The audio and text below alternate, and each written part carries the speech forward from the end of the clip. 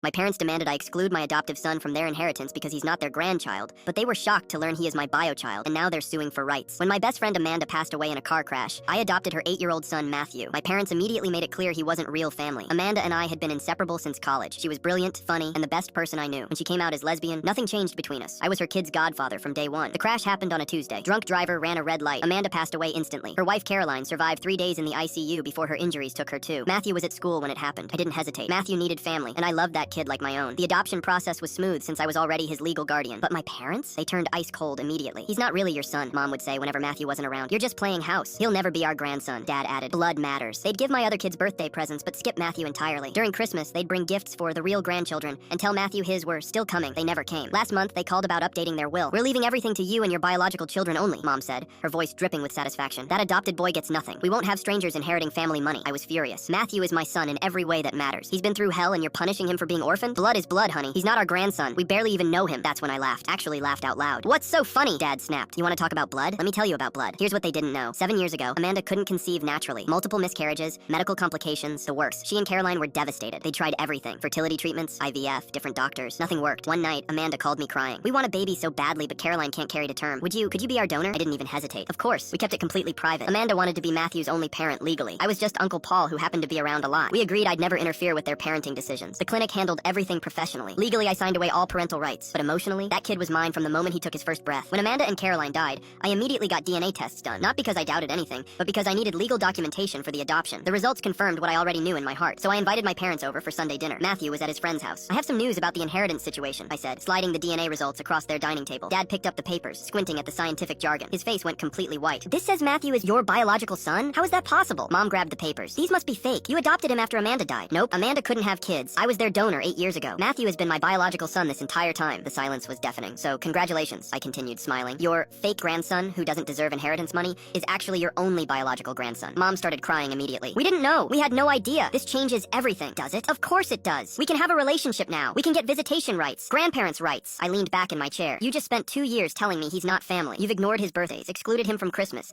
and literally tried to write him out of your will yesterday. You can't suddenly want him back because of a DNA test. Dad was frantically backpedaling. We were just protecting the family assets. We didn't know he was blood. You mean you were being cruel to an orphan child because you thought you could get away with it? That's not fair, Mom sobbed. We would have acted differently if we'd known the truth. Would you? Because I distinctly remember you saying blood matters, and he'll never be our grandson. Well, he's more your grandson than you ever imagined. They're suing me now for grandparents' rights, claiming they were deceived about Matthew's parentage. Their lawyer thinks they have a case because I withheld crucial information about biological relationships. But here's the beautiful part. They've left me dozens of voicemails over the past 2 years explicitly stating Matthew isn't family and doesn't deserve their love or money. I've saved every single one. Their own words are going to destroy their case.